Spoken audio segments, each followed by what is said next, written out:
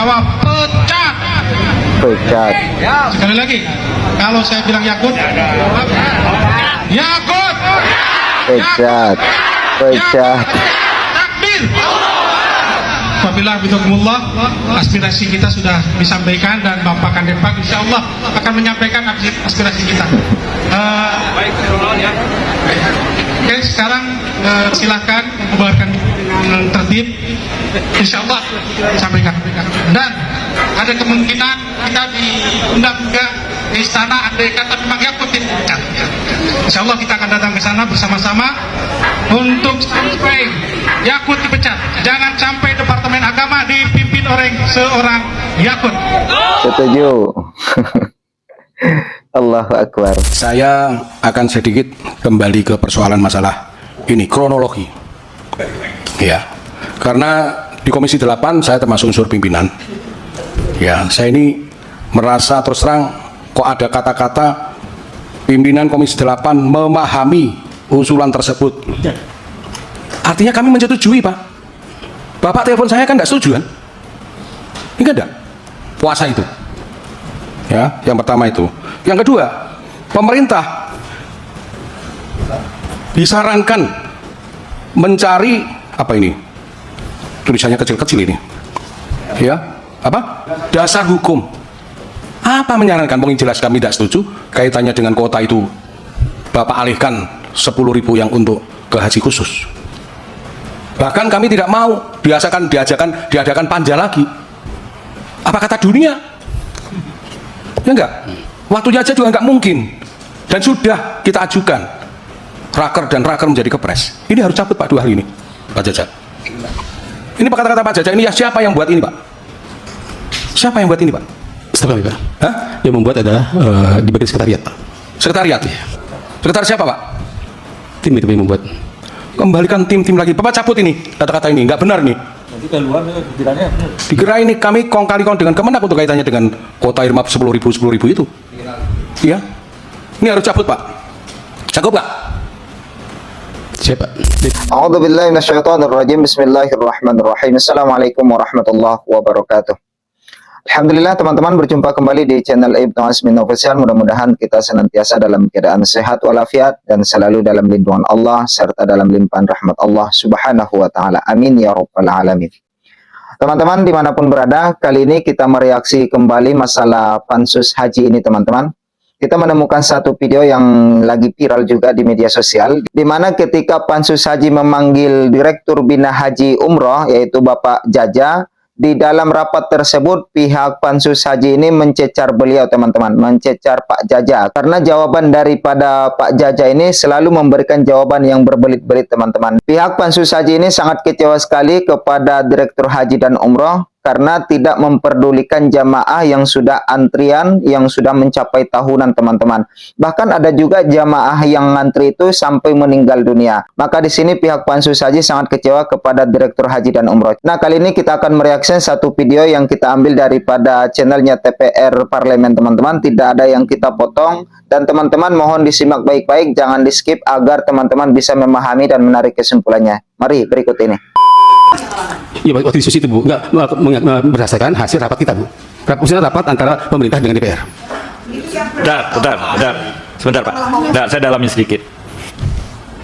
Kalau demikian, ya, betul bahwa pembagian itu bukan atas inisiatif pemerintah Arab Saudi, tapi adalah inisiatif dari Kementerian Agama. Nah, kalau itu Pak mungkin saya serahkan kepada pimpinan karena itu bukan posisi Oh saya. jangan, saya akan mengutip apa yang saudara katakan. Iya. Berdasarkan pengetahuan saya, pengetahuan saudara, tadi saudara mengatakan bahwa ya dari diskusi saudara dengan Dirjen dengan segala macam itu mengingat Al-Musna, kan alasannya gitu kan? Iya. Mengingat Al-Musna, maka kuota yang penambahan 20.000 itu dialihkan ke haji khusus. Tadi betul itu kan saudara sampaikan kan? Nah, kalau posisi Enggak, soalnya selama ini alasannya karena itu adalah akibat adanya MOU dari antara Arab Saudi dengan pemerintah Indonesia. saya tidak tahu detail itu Pak. Dah, kembali ke Pak Wahid. Silakan Pak Wahid. Jadi gini, saya teruskan kaitannya dengan kuota yang 10.000. Yang itu dialihkan kepada haji khusus.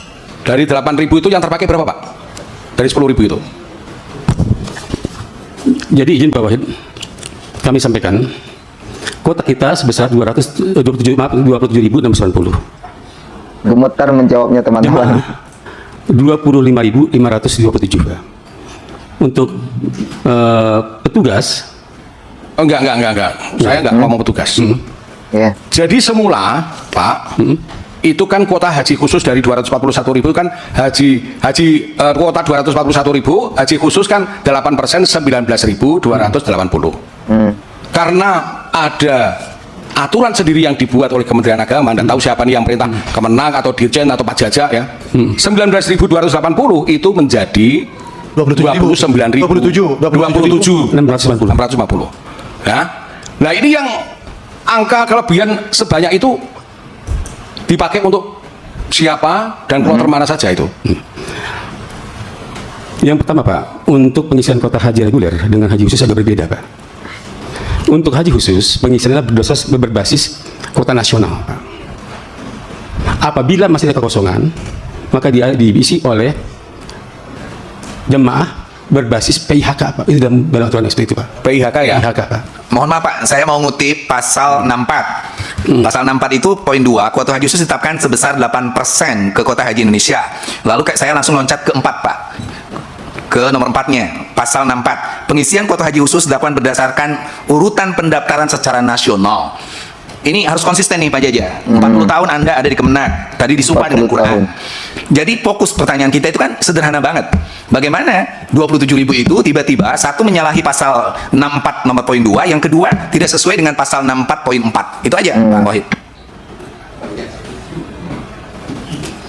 Ini membaca datanya Demikian, salah teman-teman. Tambahan juga kita lihat juga pasal 9, Pak. Pasal Ayat 9. Itu yang 2. menyatakan bahwa kuota nasional, kuota tambahan, kewenangan menteri. Pasal 9 ayat 2. Itu banyak kami tidak tahu. Itu, Pak. Saya dalami. Iya. Anda berdalih ke pasal 9. Ya, Bapak udah berapa lama di PHU? Saya dari 2001, Pak. 2021. 2001. 2021. 2021. Ya, apakah pernah saudara mendengar ya, ini kalau atau mengetahui bahwasa terjadi penambahan kuota, ya, kemudian diterapkan berdasarkan SK Menteri Agama? Pernah saudara mendengar sebelum ini? Pernah? Iya, Pak. Pernah? Kapan? Kalau itu, Pak, kalau itu saya kan, Pak, pada saat saya Ya bilang, jangan jawab iya dong, jawab saya tidak tahu. Oh, tidak tahu, Pak. Ya tidak tahu. Saya sampaikan Cara bisa-bisanya. pernah terjadi seperti yang saudara katakan itu. Tetapi pembagiannya tetap 8%, 92%, Pak. Nggak ada pembagian yang seenaknya aja. Dan memang itu diterapkan oleh Kementerian Agama. Karena apa? Itu terjadi setelah panja selesai. Panja sudah ketok nih Pak, palu tok tok tok. Kemudian tiba-tiba datang kuota tambahan Pak Jaja. Nah, itu diterapkan berdasarkan SK Menteri Agama. Tapi walaupun diterapkan berdasarkan SK Menteri Agama, pembagiannya tetap 92,8%, Pak. Jadi jangan dalihin yang pasal itu memang ada. Tahu saya pasal 9 itu. Tapi gini Pak John, bunyi pasal 9 ini begini Pak Jaja, dengar. Iya, Pak. Dalam hal terdapat penambahan kuota haji Indonesia setelah menteri menetapkan kuota haji sebagaimana dimaksud pasal 8. Jadi setelah menteri menetapkan kuota haji baru ada tambahan. Ya. Itu maksud pasal 9 ini. Tahu yang dimaksud tambahan itu adalah setelah menteri menetapkan kuota haji. Ada tambahan, Lalu itu yang disebut tanda tangan, kuota ya. tambahan, menteri yang mengatur. Sudah adakah kuota ketetapan yang dilakukan oleh menteri? Sudah, berdasarkan hasil panja. Iya, iya. Kan sudah ditetapkan nih. Kalau sudah ditetapkan 241.000 masih ada rupanya tambahan. Nggak ada lagi, Pak. Berarti tidak berlaku pasal 9 yang Anda maksud itu. Itu tafsir kita, Pak. Kok tafsir bukan tafsir nih? Iya, Pak. Undang-undang ini, Iya. dalam hal terdapat penambahan kuota haji Indonesia setelah menteri menetapkan kuota haji sebagaimana dimaksud dalam pasal 8 ayat 2. Itu tafsir jalan lain namanya, bukan jalan lain. Baru ada tambahan, setelah dia tetapkan ada tambahan lagi. Baru namanya menteri menetapkan kuota haji tambahan. Astagfirullah. Saudara saksi, saya mohon nanti dilengkapin ke tanggal dan bulannya. Siap. Ya, catat itu tanggal dan bulannya. Karena apa? Persoalan ini adalah yang jelas ini pimpinan adalah pengalihan kuota haji yang 10.000, yang 50% atau 50% untuk haji khusus dan 50% untuk haji reguler adalah keputusan Iya, iya, Menteri iya, Agama. iya. Ini jelas nih.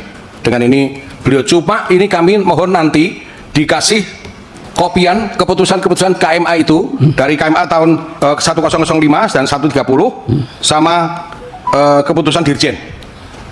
Kami dikasih kopian, Pak. Siapa? Selanjutnya Pak Jajak selaku Direktorat Haji dan Umroh. Bapak tahu nggak mengikuti rapat di Panja nggak? Ikut, Pak. Apa kata keputusan Panja dan Raker dengan Kementerian Agama? Ya. Pertama, sebelum kita keputusan, Pak, itu ada kita sedikit diskusi berkaitan dengan kuota tambahan. Diskusi dengan siapa, Pak? Waktu itu ya saat kita rapat, Pak, antara komisi dengan Komisi 8 dengan Pak Dirjen. Saat Pak Dirjen lapor, Pak, waktu itu beliau menyampaikan bahwa kuota haji Indonesia 221.000. Langsung dipertanyakan waktu itu oleh anggota Panja, saya bisa lupa orangnya, Pak. Disampaikan bahwa mengapa kita tidak masukkan 241.000? Bukankah Presiden sudah menyatakan bahwa Indonesia mendapat kuota tambahan 20.000? Nah, selanjutnya dalam diskusi dalam rapat itu, Iya, makanya itu. Kenapa? Ya, saksi sudah disumpah loh. Jangan memberikan suatu penjelasan ya berdasarkan ini. Kita bisa buka-buka kok apa itu hasil rapat. saya sekali disumpah, Pak John. Insya Allah apa yang saya katakan pada hari ini sesuai dengan sepengetahuan Sekarang saya. tunjukin aja siapa batang hidungnya, siapa yang ngomong begitu. Saya izin, Pak, ya, saya selesaikan dulu, Pak, Ya, saya. oke, kalau misalnya kita buka-buka siapa? Kan Bapak kenal Nggak semua. apa-apa, buka aja. Ya, kita kan saat itu, Pak, yang menyampaikan adalah apakah karena saat Pak Dirjen menyampaikan laporan hanya 221.000. Waktu itu kan belum ada hajinya. Karena belum ada haj, Pak Dirjen menyampaikan saat itu, Pak. Tapi oleh pimpinan saat itu disampaikan bahwa apakah kita tidak percaya dengan Presiden? Dan ini kita di tahun politik, itu loh, Pak. Pak, Jawabannya. sebentar. Saya ini yang memimpin Panja, Pak. Benar nggak? Ya. Saya, Pak, juga yang hadir saat Panja, Pak. Iya. Waktu itu kita sepakat 241.000. 8% untuk haji khusus. Makanya Panja dilanjutkan dan sampai ada keputusan berapa biaya haji. Nah, teman-teman, sampai di sini kita bisa menarik kesimpulannya memang ada beberapa aturan-aturan yang dibuat sendiri oleh Menteri Agama atau Kemenak tanpa berkonsultasi ataupun tanpa rapat dengan pihak DPR, teman-teman. Dan ini sangat disayangkan sekali jika ternyata memang ada dugaan korupsi ataupun penyelewengan dana haji itu terjadi di lingkungan agama, maka itu tentu sudah menyakiti hati umat, apalagi hati umat rakyat miskin, teman-teman. Mereka yang sudah antri bertahun-tahun menunggu jatahnya untuk berangkat, ibadah yang sangat sakral tersebut, ibadah yang dinanti-nantikan jutaan umat Islam, yang bisa beribadah di Baitullah, rumahnya Allah, yang bisa bertawaf di Ka'bah dan bisa berziarah ke makam Rasulullah Shallallahu Alaihi Wasallam. Tentu ini akan menjadi kekecewaan kepada hati umat Islam dan juga rakyat miskin, teman-teman. Nah, bagaimana kira-kira pendapat teman-teman? Silahkan berkomentar di bawah, dan kita berharap semoga pihak DPR ataupun Pansus Haji ini mampu menuntaskan ataupun membongkar sampai ke akar-akarnya siapa sebenarnya mafia haji itu, siapa dalangnya dan apa tujuannya, teman-teman. Tentu tujuannya tidak lain tidak bukan hanya untuk memperkaya diri, teman-teman. Nah, mungkin kali ini teman-teman itu saja yang dapat kami sampaikan. Mudah-mudahan video ini bermanfaat untuk kita bersama. Tentu kita akan berjumpa di episode berikutnya. Tetap bantu channel ini berkembang dengan menekan tombol subscribe-nya, aktifkan loncengnya, like, comment, dan share. Terima kasih banyak. Jazakallahu khairal jaza. Subhanakallahumma wa bihamdika asyhadu an la ilaha illa anta astaghfiruka wa atubu ilaik. Assalamualaikum warahmatullahi wabarakatuh.